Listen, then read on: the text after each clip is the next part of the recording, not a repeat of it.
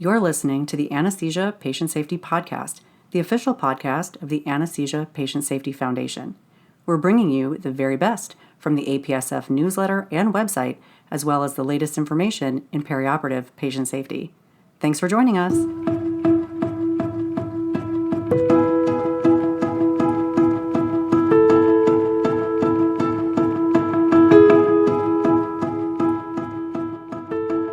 Hello, and welcome back to the Anesthesia Patient Safety Podcast.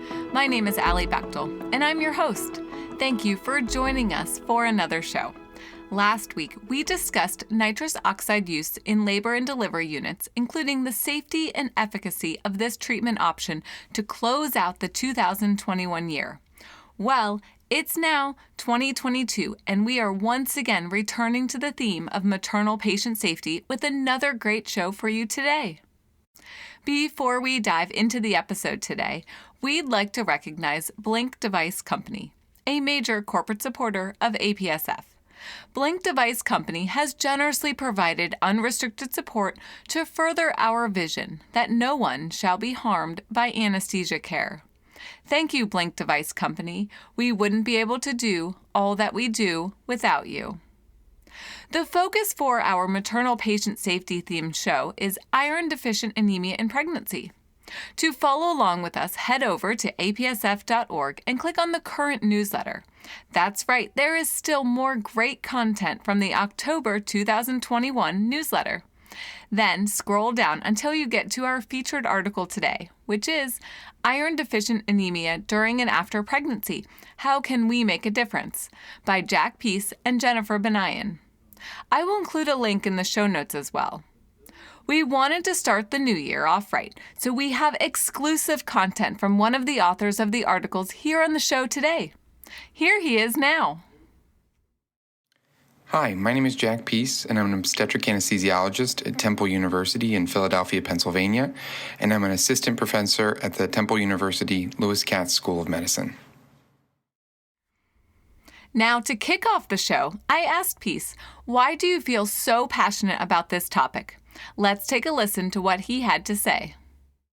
We've known for years that iron deficiency anemia has negative impacts for both mother and baby. And as obstetric anesthesiologists, we often find ourselves on the front lines when peripartum hemorrhage occurs. It makes sense that women with anemia are far more likely to require blood transfusion or to die if transfusion is not available. As anesthesiology as a specialty moves towards caring for patients outside of the operating room as a part of the perioperative home, I felt that this was a great area for our specialty to help intervene before peripartum hemorrhage occurs. I hope that by studying outcomes and leveraging the tools of the perioperative home, we can help improve maternal patient outcomes both in the U.S. and around the world. As we have discussed on past shows, rates for severe maternal morbidity have been increasing in the United States, so this topic is timely, and this is an area where anesthesia professionals can make a difference and help to improve maternal patient safety. With that, let's get into the article. Let's start with some background about the scope of the problem, anemia in pregnant patients. Did you know that anemia affects almost 1 in 3 pregnant patients worldwide? This is a common condition, and antepartum anemia is associated with severe adverse outcomes, such as preterm labor, miscarriage, growth restriction, cesarean delivery, and intrauterine infection. When anemia carries over into the postpartum period, it has been associated with adverse maternal outcomes, including depression, fatigue, and impaired cognition. This article is all about iron deficiency anemia, in part because it is the most common cause of peripartum maternal anemia, and because there are treatments available, including oral and intravenous iron replacement therapy, that improve hemoglobin and hematocrit levels. Unfortunately, what the literature does not tell us yet is whether this treatment has an impact on maternal and fetal outcomes. The authors ask 2 important questions. How can we make a meaningful difference in the treatment and management of maternal anemia so as to improve clinical outcomes? And how can we, as anesthesia professionals, partner with our obstetric colleagues to decrease the impact of anemia on childbirth? Peace mentioned the perioperative home earlier in the show, so let's take a closer look at how this can be used to address the problem. As part of the perioperative home, anesthesia professionals already have society-level guidelines for the treatment of anemia, but these guidelines may not be applicable to pregnant patients in general. In addition, anesthesia professionals are consulted often for pregnant patients with certain hematologic conditions, including thrombocytopenia or inherited coagulopathies. But it is rare that anemic pregnant patients are seen by an anesthesia professional prior to arriving on the labor and delivery unit, and by this time, it may be too late for iron replacement therapy. This is an excellent opportunity for anesthesia professionals to partner with obstetricians and hematologists to address maternal iron deficiency anemia from diagnosis to appropriate management. It's time to do a further review of iron deficiency anemia so that we can further address the treatment and next steps. Iron deficiency anemia may be seen at different times during pregnancy and in different populations depending on pre-existing nutritional deficiencies and iron homeostasis during pregnancy. Almost 50% of pregnant patients in low and middle income countries develop iron deficiency anemia. In developed countries, there are significant racial disparities. In the 2012 study by Muhammad and colleagues, African American women developed iron deficiency anemia at 3 times the rate of non-Hispanic white women.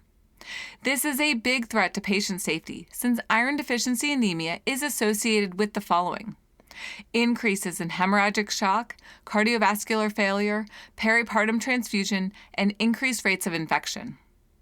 This is also a patient safety threat for our smallest patients as well, since maternal anemia is associated with neurodevelopmental disorders in children. This data comes from a large cohort study published in 2019 with over 500,000 children. We have identified that there is a problem, iron deficiency anemia, as well as maternal and fetal risks associated with this condition. The good news is that there is something that we can do about it. So freshen up your cup of coffee or tea, and let's discuss the treatment of iron deficiency anemia. The first-line therapy includes oral iron supplements, which are safe and inexpensive, available over the counter, and simple to store. Unfortunately, compliance with oral iron supplements is limited by very common GI side effects, including nausea, dyspepsia, or constipation. We have evidence that oral iron supplements can yield modest improvements in maternal hemoglobin and ferritin levels. What about further downstream effects? The studies did not show consistent improvement in decreased transfusion requirements, improved recovery, or higher birth weight. That the studies did not show consistent improvements in outcomes is not surprising for the following reasons: delayed diagnosis of iron deficiency anemia, since earlier diagnosis and intervention is more likely to have an impact on maternal and neonatal outcomes, and many of these are smaller studies without consistent methodology. There is a call to action for large-scale studies with consistent treatment protocols to evaluate the impact of early treatment for maternal iron deficiency anemia on maternal and fetal outcomes. Another treatment option is intravenous iron supplementation, and this may be a good option for patients who are unable to tolerate the side effects from oral iron supplements. This therapy may also be effective for patients with insufficient response from oral iron supplements, patients who need a rapid correction, and those with malabsorptive disorders. Historically, there was a concern for anaphylaxis associated with older intravenous iron formulations. Currently, there are newer, lower molecular weight iron dextran and non-dextran iron formulations available with a lower risk for anaphylaxis and are considered safe to administer during pregnancy. Some of the side effects from intravenous iron administration include skin staining and transient bronchospasm, but in general, this therapy is well tolerated. The downside is that this treatment requires a clinic visit and is more expensive than oral iron supplements. Keep in mind that studies have shown that this is safe for treatment of iron deficiency anemia during pregnancy, but there is still a need to develop protocols and set guidelines for appropriate maternal as well as fetal heart rate monitoring during the infusion. A 2015 case report by Woodward and colleagues describes a case of severe fetal bradycardia during IV infusion of a low molecular weight iron supplement that ultimately required an emergent cesarean section.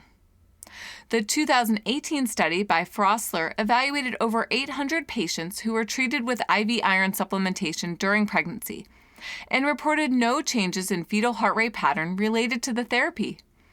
The authors of this study concluded that ferric carboxymaltose infusion is safe and effective for the treatment of iron deficiency anemia during pregnancy. I will include the citations to these papers in the show notes as well. Now is the time we have all been waiting for. What can anesthesia professionals do to help improve maternal and fetal patient safety when it comes to iron deficiency anemia? Let's start at the pre-anesthesia clinic. This may be an appropriate space for reflex iron testing early in pregnancy to help diagnose and perhaps even treat iron deficiency anemia. Then, obstetricians could refer patients who require IV iron infusions to perioperative anemia clinics, which have established protocols for the infusions and appropriate monitoring. We have seen that in cardiac surgery patients who undergo short-term treatment for anemia prior to cardiac surgery, there is a decrease in perioperative transfusions. And this may be something that we can accomplish in pregnant patients as well. Short-term treatment of anemia with reduced peripartum transfusions. In places with established perioperative iron clinics, there is a need for clinical research to continue to evaluate the safety and efficacy of this therapy. The authors round out the discussion with a review of recommendations for blood transfusions in the setting of peripartum hemorrhage. The decision to transfuse requires collaboration between anesthesia professionals and obstetricians. The most recent recommendations from the ASA and the American Association of Blood Banks includes transfusion threshold of hemoglobin of 7 rather than 10, given the increased harm associated with a liberal transfusion strategy, and the use of cell salvage and antifibrinolytic therapy may help to decrease the risk for blood transfusions. For postpartum hemorrhage, decisions must be made quickly, and the full clinical picture must be evaluated to help keep patients safe. Let's put it all together into a quality improvement toolkit focused on iron deficiency anemia, and look at what was implemented at St. Michael's Hospital in Toronto, Canada. Check out Figure 1 in the article. This toolkit includes pathways for diagnosis with reflex iron studies to help with earlier diagnosis and pregnancy-specific threshold, treatment with early referral for IV iron therapy if oral supplementation is not tolerated or is insufficient, with help from their pre-existing pre-anesthesia clinic, and outcomes research that includes identifying clinically significant maternal and neonatal outcomes, as well as consistent treatment protocols and outcomes measures to study this on a larger scale. At this institution, the implementation of the protocol was successful with increased ferritin testing and decreased number of transfusions by 50%. The same success has been seen at other institutions with similar programs, decreased anemia, and decreased transfusions. There is one more topic that we need to address, postpartum anemia, which is associated with maternal adverse effects, including fatigue, depression, and impaired cognition, and is more likely to occur in patients with antepartum iron deficiency anemia and postpartum hemorrhage. Treatment for postpartum anemia may include oral iron supplementation, but intravenous iron therapy appears to be a better first-line option since it works fast with a more significant rise in hemoglobin. This may be a good option for patients who are asymptomatic and hemodynamically stable in order to decrease blood transfusions. A 2014 study revealed only slightly decrease in fatigue scores in patients who received blood transfusion for postpartum anemia compared to those that did not. Once again, we need further studies looking at blood transfusions compared to IV iron treatment to determine the most appropriate treatment for postpartum anemia and to help keep patients safe. The authors conclude with a call to action that I'm going to read now. Awareness of the safety issues surrounding the consequences and treatment of peripartum iron deficient anemia is paramount for anesthesia professionals responsible for the care of these patients. Before we wrap up for today, we are going to hear from Peace once again. He shares with us the following. We have a number of proven and safe treatments for peripartum anemia, which include both oral and intravenous iron supplementation. But studying this problem is hard, and knowing when in pregnancy to treat patients and how to measure outcomes is an open question. For instance, many of the studies that have looked at these treatments for maternal anemia have generally focused on process outcomes, like maternal hemoglobin, and haven't been designed to detect clinically meaningful outcomes. like the rate of maternal transfusion or long-term fetal outcomes. While initial results have shown some promise, I hope that as we move forward, we can identify treatments and timing that most directly improve patient outcomes. Thank you so much to Peace for contributing to the show today. This is the time for teamwork between anesthesia professionals, obstetricians, and hematologists to come together, perhaps in a perioperative anesthesia clinic setting, to work towards earlier diagnosis, effective treatment, appropriate blood conservation strategies, and studying clinical outcomes to keep patients with maternal iron deficiency anemia safe. If you have any questions or comments from the show today, please email us at podcast@apsf.org. Please keep in mind that the information in this show is provided for informational purposes only and does not constitute medical or legal advice. We hope that you will visit apsf.org for detailed information and check out the show notes for links to all the topics we discussed today. Happy 2022! If you made a New Year's resolution to listen to the Anesthesia Patient Safety podcast, congratulations on completing this task. Now, we hope that you will subscribe to our show, give us a 5-star rating, and continue to listen all year long. We hope that you will share this show with your friends and colleagues and anyone interested in the latest news and updates in perioperative and anesthesia patient safety. Until next time, stay vigilant so that no one shall be harmed by anesthesia care.